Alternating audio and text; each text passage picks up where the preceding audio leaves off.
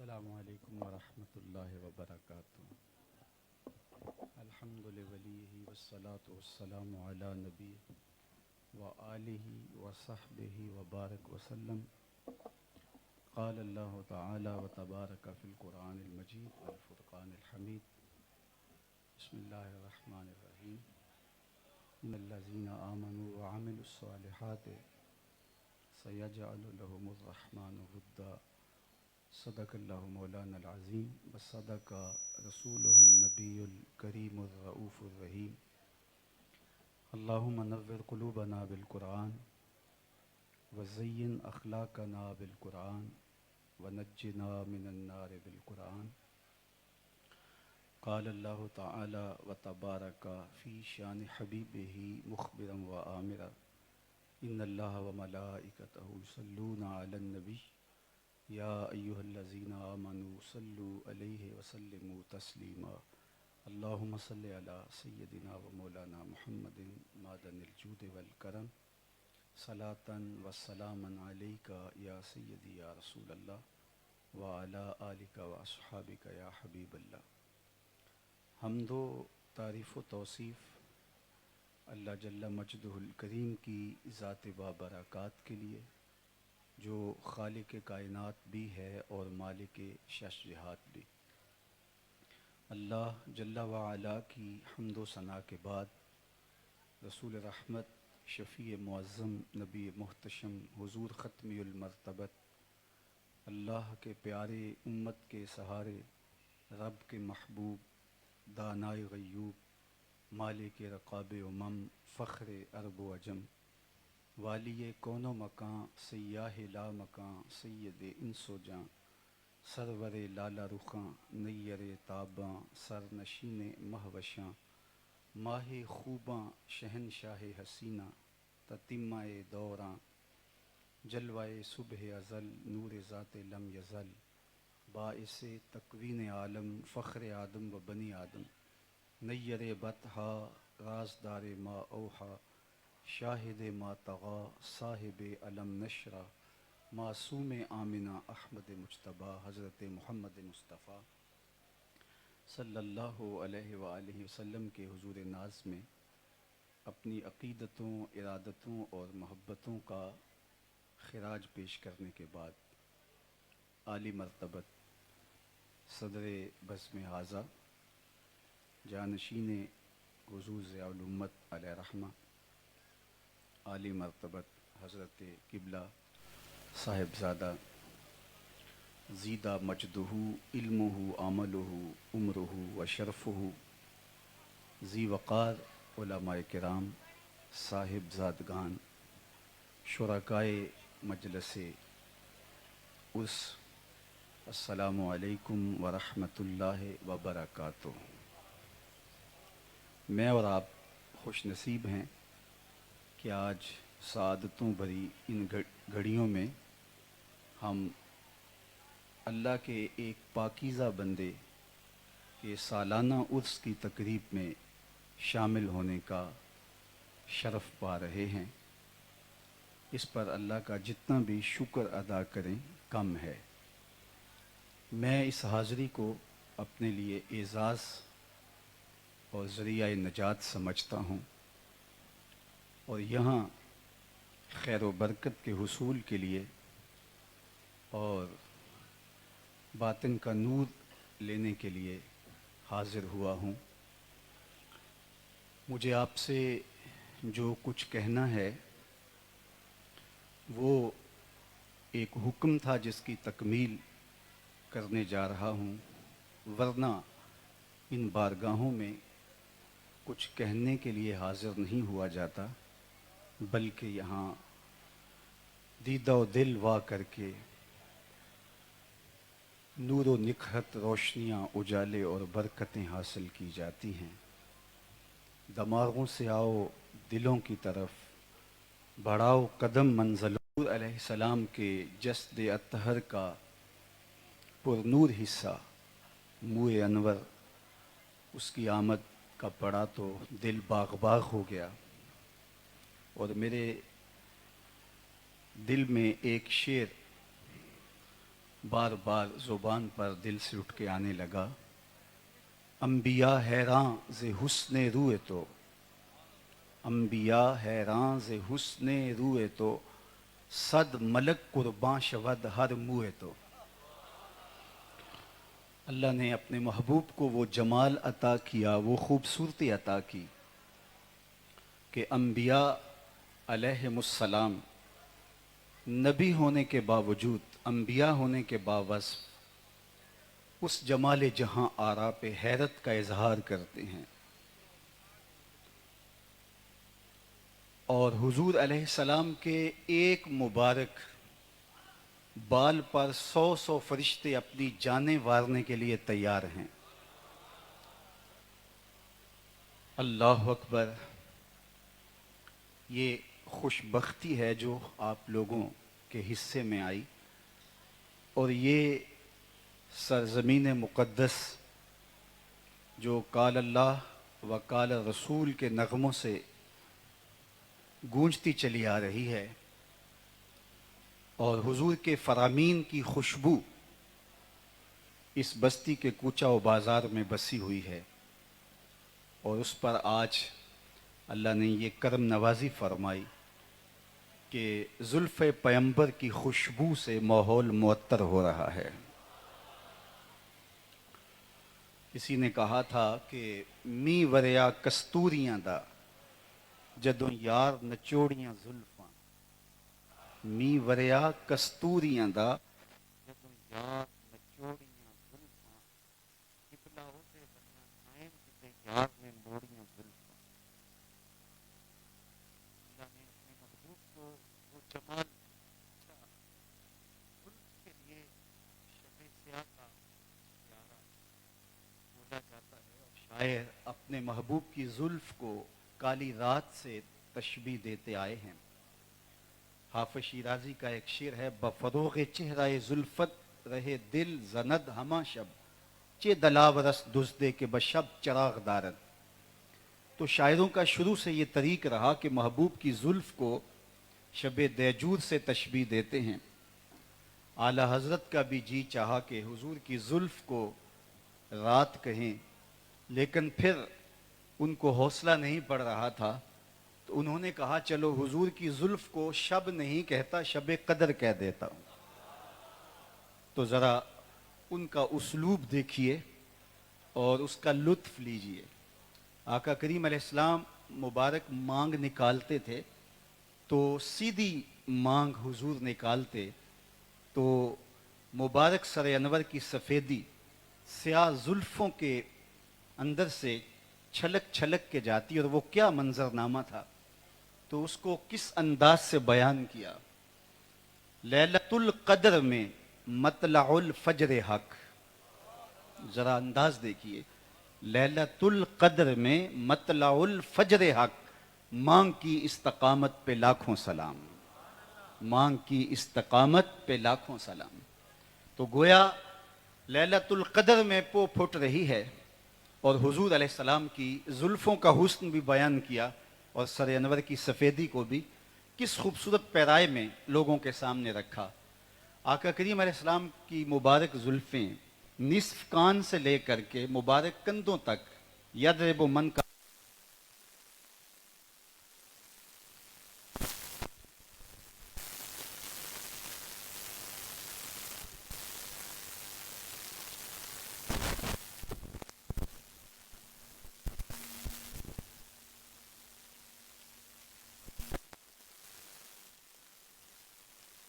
پسینے کے قطرے نمودار ہوتے، اور سیاہ گھنی زلفیں چلنے سے جب جنبش کرتی تو پھر ان سیاہ زلفوں کی اوٹ سے حضور کی چمکدار گردن دکھائی دیتی۔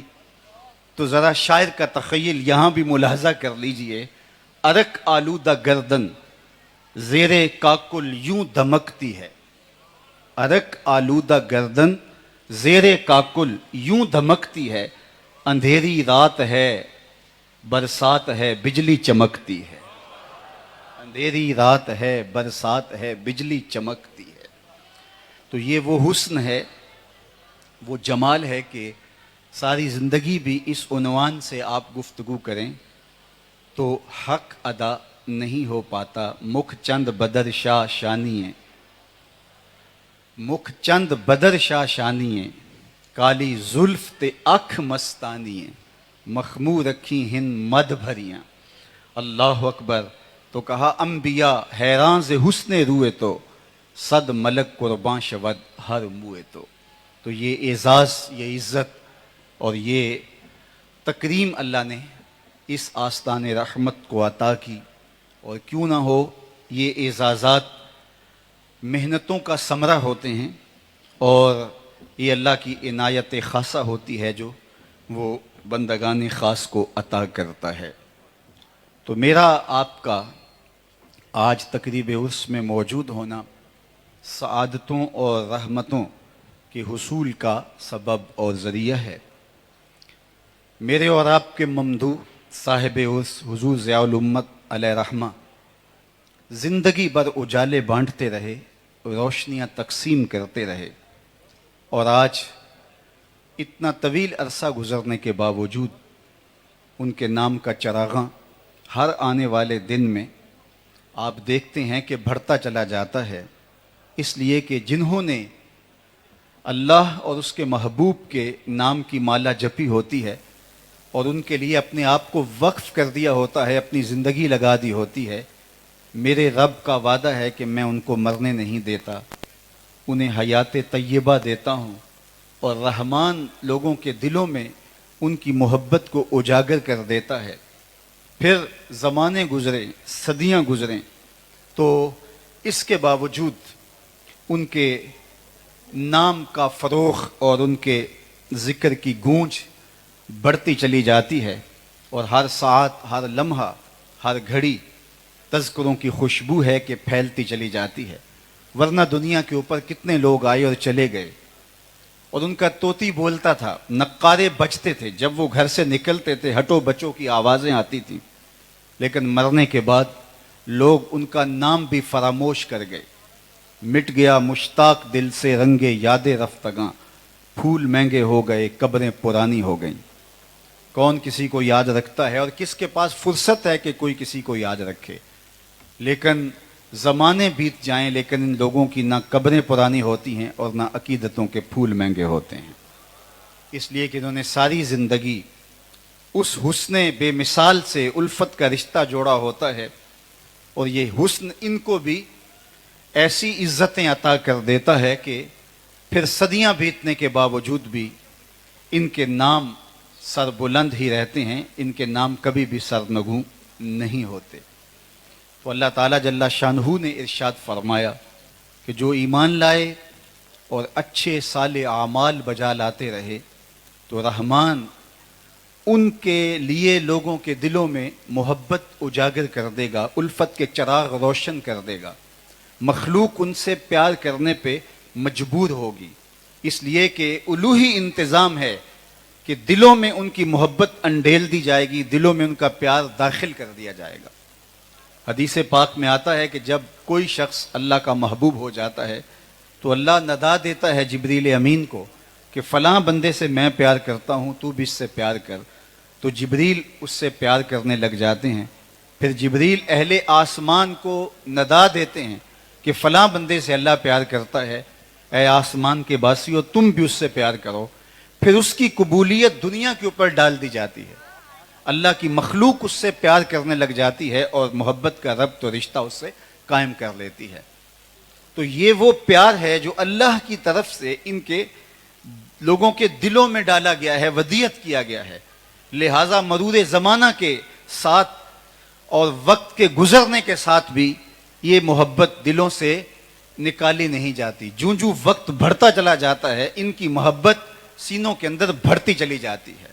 ورنہ دنیا کے اوپر جن کی عزت و تکریم دیگر ذرائع سے ہوتی ہے، بعد میں ان کا کوئی نام بھی نہیں پوچھتا. آپ لاہور جاتے ہیں تو دریائے راوی کے اس پار جہانگیر کا ایک مقبرہ ہے، جہاں آپ دن کو جائیں رات کو جائیں وہاں حسرتیں برستی آپ کو دکھائی دیں گی. وہاں آپ کو تاش کھیلنے والی ٹولیاں تو ملیں گی، لیکن قرآن پڑھنے والے لوگ وہاں آپ نہیں پائیں گے. اس کے بالکل متصل ملکہ نور جہاں کا مقبرہ ہے، اور وہ بھی اندھیرے اور ظلمت میں پڑی ہوئی ہے. اور بادشاہ جب تخت نشین ہوتا تو یہ پردے کے پیچھے بیٹھتی. بادشاہ کا کوئی فیصلہ اسے پسند نہ ہوتا تو پیچھے سے کمر ٹھونکتی. بادشاہ فیصلہ تبدیل کر دیتا. جس کے اشارہ ابرو پہ ہندوستان کی تقدیر کے فیصلے لکھے تھے، آج اس کی قبر پہ بھی حسرتیں برس رہی ہیں. ان کی اپنی بیٹی زیب النساء کی قبر پہ اس کا اپنا شعر اس کے لوح مزار پہ لکھا ہے. یہ اپنے باپ سے چوری شاعری کرتی رہی ہے، دیوان مخفی کے نام سے وہ دیوان آج دستیاب بھی ہے. اس کا اپنا شعر اس کے لوح مزار پہ لکھا ہے: بر مزار ماں غریباں نہ چراغے نہ گلے، نہ پرے پروانہ سوزت نہ صدائے بلبلے.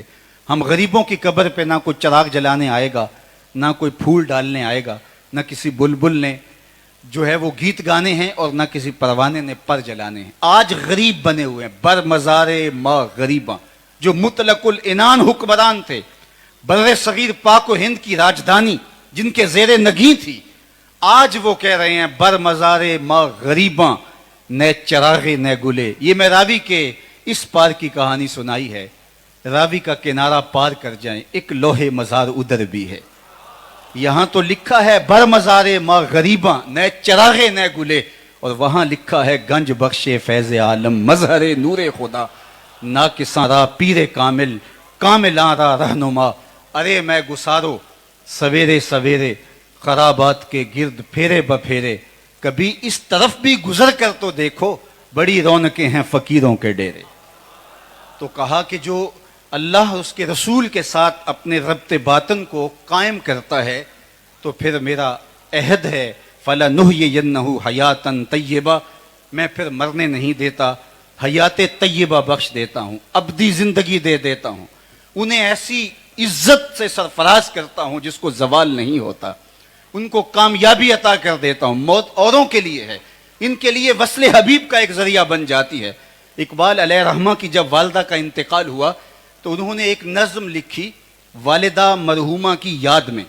تو اس میں انہوں نے فلسفہ ارتقاء پیش کیا. ایک تو ڈارون کا فلسفہ ارتقاء ہے جو عجیب و غریب ہے، جس نے انسان کو ایک مہذب شکل بندروں اور جانوروں کی قرار دیا. لیکن اقبال کا جو فلسفہ ارتقاء ہے وہ اس سے مختلف ہے، جو والدہ مرحومہ کی یاد کے اندر اقبال نے ذکر کیا. دیار غیر میں تھے، جب انہیں یہ خبر پہنچی کہ ماں کا انتقال ہو گیا تو وہ تڑپے اور پھوٹ پھوٹ کے روئے. آہ وطن میں ہوگا اب کس کو میرا انتظار، کون میرا خط نہ آنے سے رہے گا بے قرار. آرزو لے کر تیری خاک تربت پہ آؤں گا، اب دعائے نیم شب میں کس کو میں یاد آؤں گا. کون پچھلے پہر اٹھ کے دعائیں کرے گا، کون التجائے کرے گا، میرے حصے کی رحمت اللہ سے طلب کرے گا. تو پھوٹ پھوٹ کے روئے. اور پھر انہوں نے اپنی ماں کے لیے ایک قصیدہ لکھا. اس کے ابتدائیے میں انہوں نے فلسفہ ارتقاء کو پیش کیا. وہ کہتے ہیں ہر شخص کی فطرت کے اندر آگے بڑھنے کا جذبہ ہے جو انسان کی زندگی میں تحرک پیدا کرتا ہے.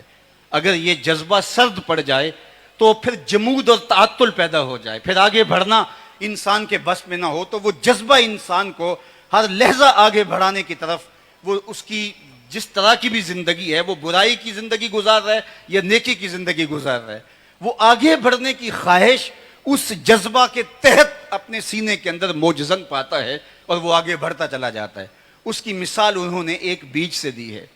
وہ کہتے ہیں ایک بیج کو جب زمین کی کوکھ میں رکھا جاتا ہے اور مناسب نمی اور حرارت اس کو پہنچتی ہے تو وہ بیج اگنا شروع ہو جاتا ہے، اس میں نشأت پیدا ہوتی ہے، پھر ایک کونپل پھوٹتی ہے.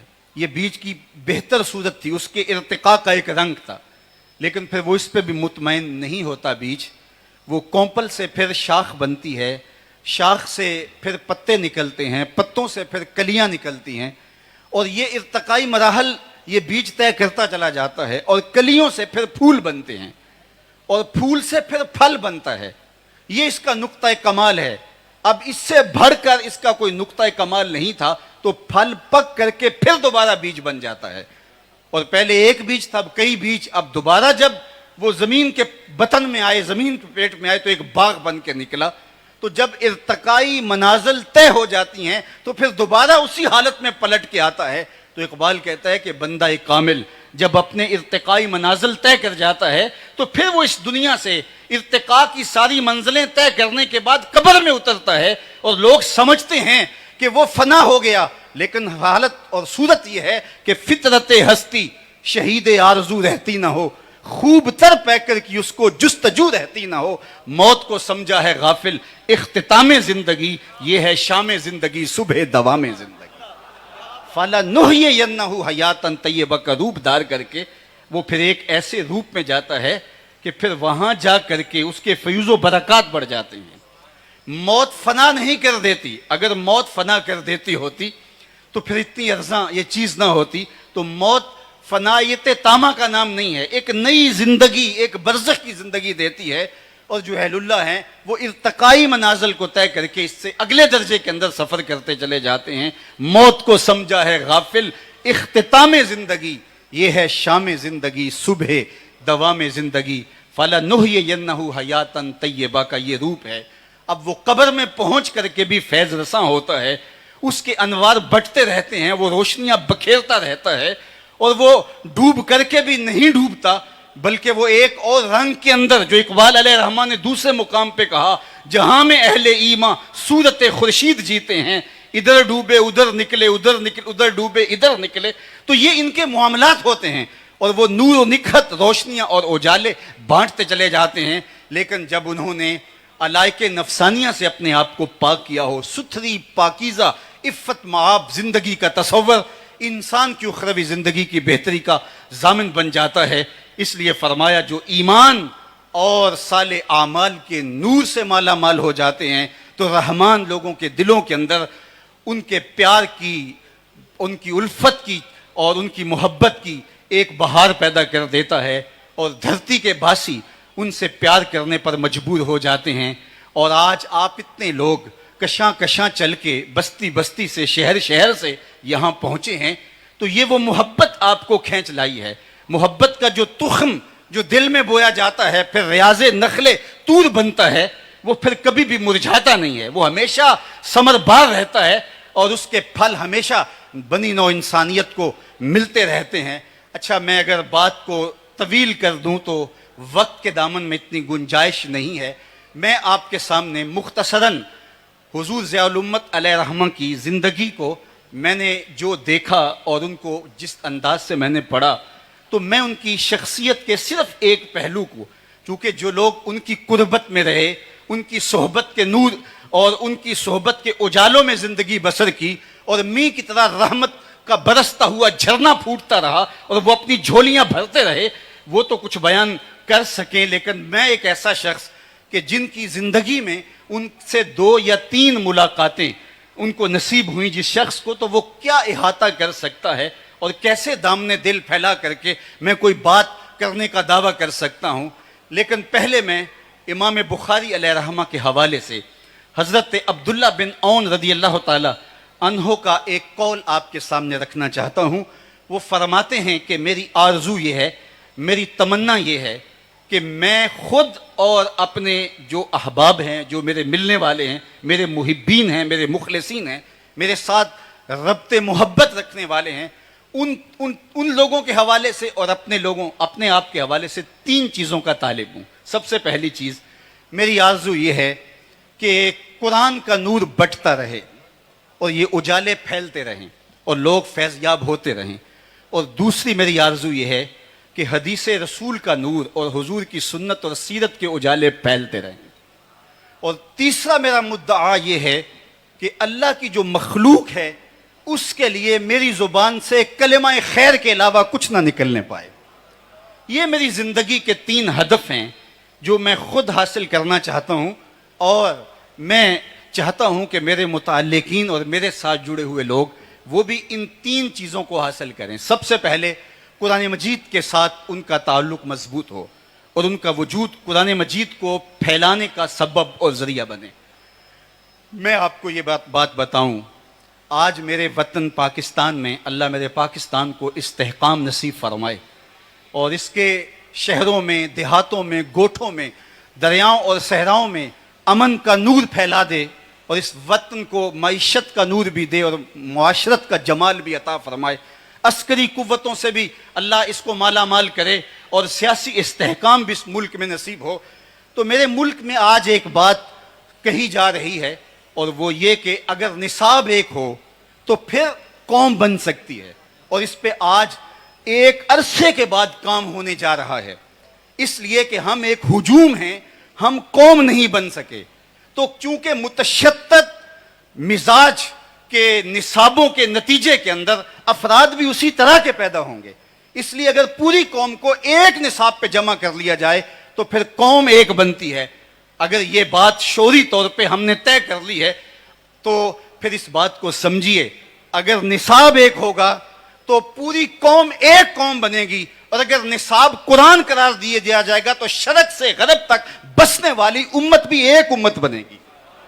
امت سازی کا عمل اگر آپ چاہتے ہیں تو قرآن کو لانا ہوگا، اور ہمارے اسلاف کی زندگیاں دیکھیے، انہوں نے قرآن کو آگے رکھا، قرآن کی تشریح کے اندر انہوں نے جو ہے وہ اپنی باتیں پیش کیں، اور اس پر زور دیا کہ ہماری کوئی بات قرآن و حدیث کے مزاج سے ٹکر لیتی ہو تو اس کو مسترد کر دیا جائے۔ قرآن مجید، بلکہ ان کی احتیاط کا عالم یہ ہے کہ حضرت جنید بغدادی رضی اللہ تعالی عنہ ایک دن اپنے مرید کو ایک صندوق دیتے ہیں اور فرمایا بیٹا اس کو اٹھا لو اور دریائے دجلہ کی موجوں کے سپرد کراؤ، اور سنو اس کو کھول کر نہیں دیکھنا اس کے اندر ہے کیا۔ کامل مرید وہی ہوتا ہے جو شیخ کے راز کی حفاظت کرے۔ مرید نے صندوق اٹھایا اور دریائے دجلہ کی موجوں میں پھینکنے کے لیے کنارے پہ پہنچا۔ جب اس نے وہ صندوق پھینکا تو کیا دیکھتا ہے کہ پانی راستے چھوڑ دیتا ہے، اور بڑے ادب سے اس صندوق کو اپنی آغوش میں سمیٹ لیتا ہے۔ مرید نے واپس آ کر حضرت سے کہا حضرت اگر یہ منظر میری آنکھیں نہ دیکھتی تو میں کبھی بھی یہ سوال نہ کرتا کہ اس صندوق میں کیا ہے، مجھے کیا غرض اس بات سے، لیکن چونکہ میری آنکھیں ایک ایسا منظر دیکھ چکی ہیں کہ جب تک آپ راز سے پردہ نہیں اٹھائیں گے میری تشویش ختم نہیں ہوگی۔ اس صندوق میں تھا کیا جس کے لیے پانی نے بھی راہیں دے دی، اور اگر وہ کوئی اتنی ہی بابرکت شے تھی تو آپ نے پھینکوا کیوں دی؟ یہ ایک معمہ ہے جو مجھ سے حل نہیں ہو رہا۔ تو شیخ نے فرمایا بیٹے تم نے ایک منظر ہی ایسا دیکھا ہے، بتاؤں گا نہیں تو تمہیں تسکین نہیں ہوگی۔ سنو، میں نے 12 سال کی محنت شاقہ سے تصوف کے رموز و غوامض اور اسرار پر ایک کتاب لکھی، اور پھر 12 سال اس کی نوک پلک سنوارتا رہا کہ اس کا کوئی جملہ شریعت کے مزاج سے متصادم نہ ہو۔ پھر 12 سال سوچتا رہا میں اس کتاب کو لوگوں تک پہنچاؤں کہ نہ پہنچاؤں۔ آج 36 سال کا عرصہ بیت گیا، میں نے سوچا ہے قرآن کے ہوتے ہوئے لوگوں کو جنید کی کسی کتاب کی ضرورت نہیں ہے۔ یہ وہ میری 36 سال کی کمائی ہے جو تم دریا برد کر آئے ہو۔ تصوف کے شہنشاہ، علم کے کوہ گراں، وہ فرماتے ہیں کہ اس احتیاط سے کہ اس کو قرآن مجید کے مقابلے میں سمجھ نہ لیا جائے اور ترجیح نہ لوگ دے دیں، تو میں نے اس کتاب کو دریا برد کروا دیا۔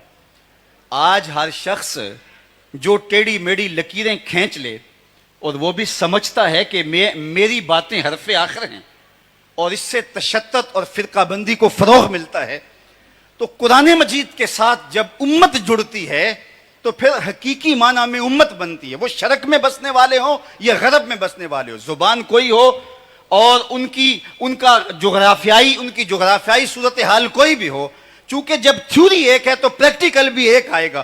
اس لیے جن لوگوں نے کام کیا قرآن مجید پر، انہوں نے اسلام کی وہ شکل پیش کی جو رسول اللہ لے کر کے آئے تھے۔ تو آج آئیے اس حوالے سے اگر ہم دیکھیں تو ہمارے ممدوح صاحب عرس حضور ضیاء الامہ نے وہ مصنف کتب کثیرہ بن سکتے تھے، درجنوں نہیں سینکڑوں کتابیں لکھ کر کے اس فہرست میں اپنا نام لکھوا سکتے تھے، لیکن انہوں نے کام جو کیے تھے وہ متعین کام کیے تھے۔ ایک تو انہوں نے قرآن مجید پہ کام کیا، اور قرآن مجید کی روح کو جو ہے وہ لوگوں کے قلب و اذہان میں اتارنے کے لیے آپ نے ساری محنت اور تگ و تاز اور جد و جہد کی۔ ایک تو ان کا یہ کام ہے، اس لیے کہ اگر قرآن لوگوں تک پہنچ جاتا ہے تو پھر صحیح معنی میں امت واحدہ بن کے ابھرتی ہے۔ گر تو می خواہی مسلمان زیستن، نیست ممکن جز بقرآن زیستن۔ اقبال علیہ رحمہ نے کہا کہ اگر تو مسلمان بن کے جینا چاہتا ہے تو میں تجھے 2 ٹوک بات بتاؤں کہ پھر قرآن کے بغیر تو ایک لمحہ بھی زندگی بسر نہیں کر سکتا ہے۔ بلکہ قرآن مجید کی مدح میں گفتگو کرتے ہوئے آخر میں کہا فاش می گوئم آن کے در دل مزمرست این کتاب نیست چیز دیگر است۔ اگر میں کھل کے بیان کر دوں جو میرے سینے میں مستور ہے اور چھپا ہوا ہے، یہ کتاب نہیں ہے، یہ کوئی اور ہی چیز ہے. یہ زندگی بخش کتاب ہے، یہ حیات آفری کتاب ہے. یہ بنی نوع انسان کو پستیوں سے اٹھا کر بلندیوں تک پہنچانے کی ضامن ہے یہ کتاب. لیکن افسوس ہم نے اس کتاب کو ان مقاصد کے حصول کے لیے تلاوت ہی نہیں کیا. یہ کتاب ہدایت تھی، یہ صحیفہ رحمت ہماری زندگیوں کو مالک کی چوکھٹ پہ لا کے کھڑا کر دیتا اور ہمیں امت واحدہ بنانے میں قرآن مجید جو کردار ادا کرتا تو آج ہم تشتت و افتراق میں مبتلا نہ ہوتے. لیکن ہم نے اس کو کتاب ثواب سمجھا. بلکہ اقبال کا یہاں لہجہ دیکھیے کتنا دل آویز ہے. بندے صوفی و ملا اسیری حیات از حکمت قرآن گیری بآیاتش ترا کار جزی نیست کہ از یاسین او آساں بمیری. کہتا تو نے جاہل صوفی اور کاہل ملا سے ایسا انہوں نے ایسا پھندا تیرے اوپر ڈالا کہ تجھے اس کتاب رحمت کے نور سے محروم کر دیا اور اس کتاب زندہ کے پیغام سے تجھے دور کر دیا. اب تیری حالت یہ ہے تو اس کتاب کو اگر اپنے ساتھ جوڑے ہوئے بھی ہے تو صرف اس حالت میں، اس سے تو اتنا فائدہ حاصل کر رہا ہے جب تیرے بوڑھے کی روح اٹک جاتی ہے تو سورہ یاسین لے کے بیٹھ جاتا ہے کہ میں تلاوت کروں اور اس کی روح آسانی سے نکل جائے. اقبال کہتے ہیں اس میں کوئی شک نہیں ہے کہ اس کی روح آسانی سے اس طرح نکل سکتی ہے. لیکن مجھے دکھ اس بات پہ ہوا کہ تو نے قرآن سے بھی مرنے کی راہیں تلاش کی، کاش اس قرآن سے جینے کے راستے تلاش کر لیا ہو.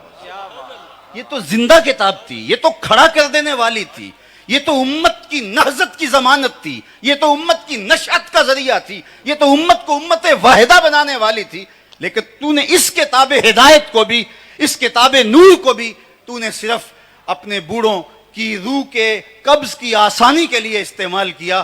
کاش اس قرآن کو تو کتاب زندہ سمجھ کیا. کتاب زندہ قرآن حکیم حکمت او لا یزال است و قدیم. تو صاحب حضرت ضیاء الامہ علیہ رحمہ نے اپنے کام کو مرکوز کر دیا قرآن مجید کے پیغام کو لوگوں تک پہنچانے کے لیے. اور دوسری بات جس پر آپ نے بہت زور دیا اور جس پر آپ نے اپنی ضیاء النبی کے نام سے عالی نسب تصنیف چھوڑی، جس کو پڑھنے والے حضور کی محبت اور حضور علیہ السلام کی الفت کے اسیر ہوتے چلے جاتے ہیں. یہ کتاب ایسی نہیں ہے، ہم نے بہت سیرت کی کتابیں پڑھی، پڑھتے ہوئے تاریخ کی کتاب کا گمان ہوتا ہے کہ جس طرح یہ کوئی تاریخ کی کتاب ہو. شاید شعوراً وہ اس بات سے آگاہ نہیں کہ سیرت اور تاریخ کے اندر فرق ہوا کرتا ہے. لیکن جس طرح سے حضور ضیاء الامت نے سیرت النبی کے اندر حضور علیہ الصلوۃ والسلام کی سیرت کے رنگ بھرے ہیں، گویا سطروں کے اندر چراغ رکھے ہوئے ہیں. لفظ لفظ روشنی بانٹتا ہے، حرف حرف نور دیتا ہے. اور جب کوئی ضیاء النبی پڑھتا چلا جاتا ہے، سینے میں ایمان کی حرارت موجود ہو ہی نہیں سکتا کہ آنکھیں آنسوؤں کا خراج پیش نہ کریں. اور دل حضور کی محبت کا اسیر ہوتا چلا جاتا ہے. اور سیرت کا حق بھی یہی ہے اور سیرت کا انداز بھی یہی ہونا چاہیے. تو انہوں نے اس امت کے علاج کو دریافت کیا کہ یہ امت حضور کی ذات سے جب دور ہوگی تو یہ امت نہیں بن سکے گی. اقبال نے یہاں اپنے لہجے میں ایک بات کہی تھی، عہد ما ماراز ما بیگانہ کر از جمال مصطفیٰ بیگانہ کر. لوگوں اس دور کی ستم ظریفی یہ ہے کہ اس دور نے ہمیں ہم سے دور کر دیا. کیوں دور کر دیا؟ کہ ہمیں حضور کے جمال سے دور کر دیا، حضور کے حسن سے دور کر دیا. جب جمال محمد مصطفیٰ سے امت دور ہو جائے تو امت کے پلے کچھ بھی نہیں رہتا. امت بنتی ہی تب ہے جب زلف پیمبر کی اسیر بن جاتی ہے. حضور کی قربت امت کو امت بناتی ہے. چوں گلے صد برگ مارا بو یکیست او کے جانے ای نظاموں او یکیست مست چشمے ساکیے بتہاستیم در جہاں مثل میو می ناستیم. ہم حضور علیہ السلام کے دم سے میری اور آپ کی قربت کا کیا سبب ہے؟ عالی مرتبت علماء کرام، ہمارے سیاسی زعماء اور جتنے لوگ بیٹھے ہیں، آپ ان سے پیار کرتے ہیں. یہ محبت کا ربط کس بنیاد پہ قائم ہوا؟ وہ کون سی چیز ہے جس نے ہمیں باہم جوڑ دیا؟ تو میرے استاد جھوم کے پڑھا کرتے تھے، محمد کی وساطت سے محبت تیری میری ہے، محبت اصل ہے ان کی، نہ تیری ہے نہ میری ہے. تو یہ وہ سریش ہے جو جوڑ دیتی ہے اور امت کو امت بناتی ہے. اور دشمن نے یہی کوشش کی کہ کسی طرح سے حضور کی ذات سے دور کر دیا جائے. عہد ما مارا ز ما بیگانہ کر از جمال مصطفیٰ بیگانہ کر. آپ اگر تاریخ پڑھیں تو آپ دیکھیں گے خلق قرآن پہ بحث ہوئی, گناہ کبیرہ کا مرتکب کافر یا نہیں کافر, اس پہ بات ہوئی, اور موضوعات پہ بات ہوئی. آپ جتنے بھی کلامی مسلک ہیں ماضی میں دیکھ لیں, لیکن کبھی حضور کی ذات پر بات نہیں ہوئی تھی. اول من انکر التوسل والاستغاثہ والنداء ہوا ابن تیمیہ. سب سے پہلا شخص, امام نبہانی نے شواہد الحق میں لکھا ہے, پہلا شخص جس نے توسل سے, استغاثے سے اور ندا سے انکار کیا وہ ابن تیمیہ تھا. اس سے قبل امت میں اسلام کا فتنہ موجود نہیں تھا, اس لیے کہ لوگ حضور کی چوکھٹ پہ حاضر ہوا کرتے تھے اور حضور کو نجات دہندہ سمجھتے تھے. جب ضرورت باقی نہ رہے گی تو چوکھٹ پہ کیوں کوئی حاضر ہوگا؟ تو استغاثہ اور توسل کا انکار کر دیا, اور یہ پہلا فتنہ نمودار ہوا. اور پھر اس کے بعد ذات رسالت مآب صلی اللہ علیہ وسلم پر بھی بات شروع ہو گئی, اور نتیجہ یہاں تک پہنچا آج ہم جس عہد نافرجام میں جی رہے ہیں. کیا یہ دن بھی ہمیں دیکھنے نصیب ہونے تھے؟ یہ دن بھی ہماری قسمت میں تھے کہ ہمارے پیغمبر کے خاکے تراشے جائیں؟ یہ گھڑیاں بھی ہمارے مقدر میں لکھی ہوئی تھیں, یہ لمحے بھی آنے تھے.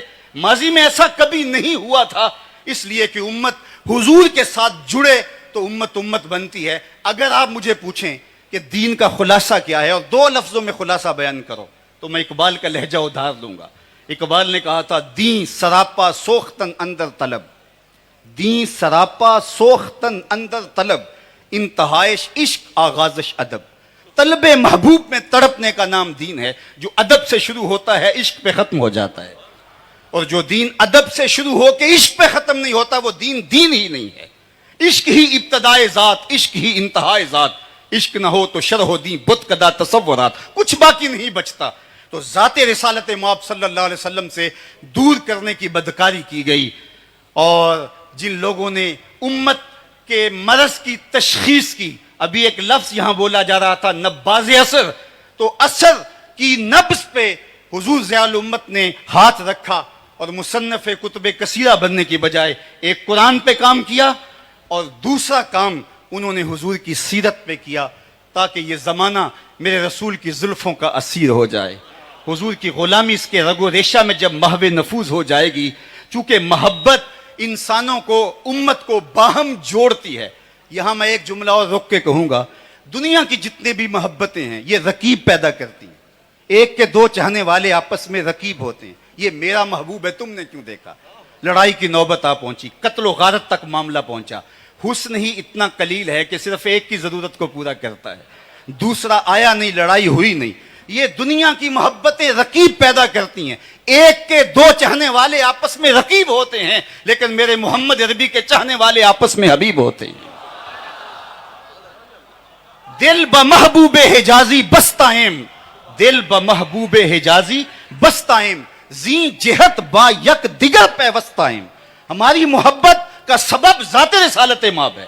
دل بمحبوب حجازی بستائم, زی جہت با یک دیگر پیوستائم, چون گلے صد برگ مارا بو یکیست, او کے جانے این نظاموں او یکیست, مست چشمے ساکیے بتہاستیم, در جہاں مثل مو می ناستیم. ساری محبتیں رقیب پیدا کرتی ہیں, حضور کی محبت حبیب پیدا کرتی ہے. چاہتوں کا نور پھیلنا شروع ہو جاتا ہے. بلال حبشے سے ہے, صہیب روم سے ہیں, سلمان فارس سے ہیں, ابو بکر رضی اللہ تعالیٰ عنہ, حضرت عمر رضی اللہ تعالیٰ عنہم یہ مکہ المکرمہ سے ہیں, اور حضرت سعد مدینہ المنورہ سے ہیں. لیکن ایک قومیت کا تشخص ابھرتا ہے. یہ قومیت وجود میں نام محمد صلی اللہ علیہ وآلہ وسلم کی وجہ سے آتی ہے. اس لیے اقبال نے بھی کہا تھا, قوت عشق سے ہر پست کو بالا کر دے, دہر میں اس میں محمد سے اجالا کر دے. دہر میں روشنیاں ہوں گی تب جب حضور کے دامن سے لپٹ جائیں گے. تو کہا کہ دین سراپا سوختن اندر طلب, اللہ اکبر, انتہائش عشق آغازش ادب. تو جب یہ بدکاری کی گئی کہ حضور کی ذات سے لوگوں کو الگ کر دیا جائے, اور پھر اس کا نتیجہ فرقہ بندی ہوگی, اور حضور کی ذات پر حضور علیہ السلام کے حوالے سے جب اوہام پیدا کیے جائیں گے, حضور کے حوالے سے جب عقیدوں میں تزلزل پیدا کیا جائے گا, پھر نتیجہ یہی ہوگا کہ وہ وارفتگی, وہ محبت, وہ شوق فراواں موجود نہیں رہے گا، اور جس کے نتیجے کے اندر امت کمزور ہو جائے گی اور ان کو بے یقینی کا مرض لاحق ہو جائے گا، جس کو اقبال نے کہا تھا سن ہے تہذیب حاضر کے غلام، غلامی سے بدتر ہے بے یقینی۔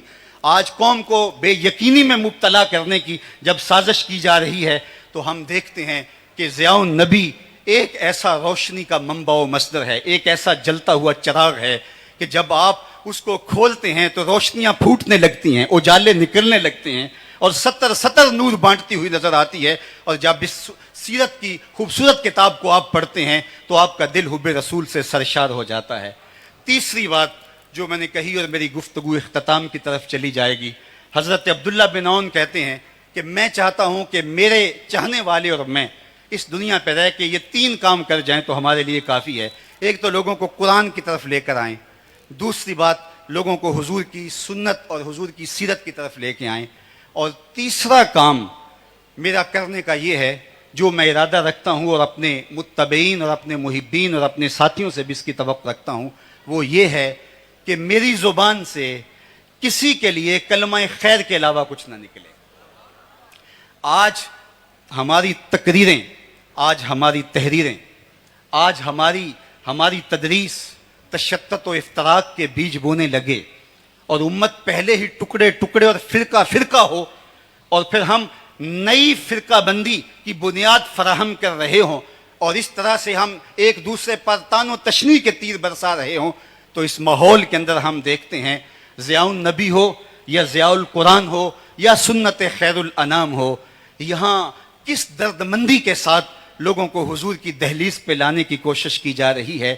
یہ لفظ چبھتے ہوئے نشتروں کی طرح اور تیروں کی طرح نہیں ہے، بلکہ یہ وہ شخص جو احساس زیاں بھی کھو بیٹھا ہے اور اس کا کارواں بھی لٹ چکا ہے، اس کو بتایا جا رہا ہے کہ تم نے کس طرح اپنے لٹے ہوئے قافلے کو دوبارہ آسودہ منزل کرنا ہے، اور کس طرح تم نے جو ہے وہ امت واحدہ بننا ہے۔ تو گویا یہ تیسرا کام اگر ہم دیکھیں تو ہمیں جو ہے وہ حضور ضیاء الامت کی صورت کے اندر، ان کے کام کی شکل کے اندر نظر آتا ہے۔ تو یہ 3 لوگ یار بیگانے تو بیگانے رہے، اپنے تو اپنے رہے، انہوں نے بیگانوں کے لیے بھی جو ہے وہ الفاظ کا چناؤ اتنا خوبصورت کیا ہے، اور لہجے میں اتنا درد اور اتنی محبت اور اتنی مٹھاس رکھی ہے کہ وہ بھی میرے حضور کی زلفوں کے اسیر ہو جائیں۔ ان کے لیے بھی چبن اور ان کے لیے بھی تانوں کے انداز سے بلایا نہیں گیا ہے، بلکہ اسلام کا جو طریق حکمت ہے وَجَادِلْهُمْ بِالَّتِي هِيَ أَحْسَنُ، اس کی عملی تصویر پیش کی ہے۔ کس کو پتھر مارے ناصر کون پرایا ہے، دل کے شیش محل میں ایک ایک چہرہ اپنا لگتا ہے۔ اور آج ہم دیکھتے ہیں کہ پوری دنیا کا کوئی بھی مکتبہ ہو جہاں اردو سمجھی یا بولی جاتی ہے، چاہے کوئی جیسے بھی جو ہے وہ مزاج رکھتا ہو، وہاں ضیاء القرآن اور ضیاء النبی ضرور موجود ہوگی۔ یہ سچائی مانی نہیں جاتی، سچائی اپنا آپ منوا لیتی ہے۔ اور آج کی اس تقریب رحمت کی وساطت سے میں اللہ کی بارگاہ میں آپ سارے لوگوں کی آمین کے ساتھ دعا کرتا ہوں کہ اللہ تعالیٰ جل شانہ حضور ضیاء الامت کے درجے مزید بلند فرمائے، اور ان کے مشن کو، ان کی فکر کو مزید فروغ عطا فرمائے۔ دنیا آخرت کی برکتیں اللہ ہم سب کی زندگیوں میں اتار دے۔ کی محمد سے وفا تو نے تو ہم تیرے ہیں، یہ جہاں چیز ہے کیا لوح و قلم تیرے ہیں۔ وآخر دعوانا ان الحمدللہ۔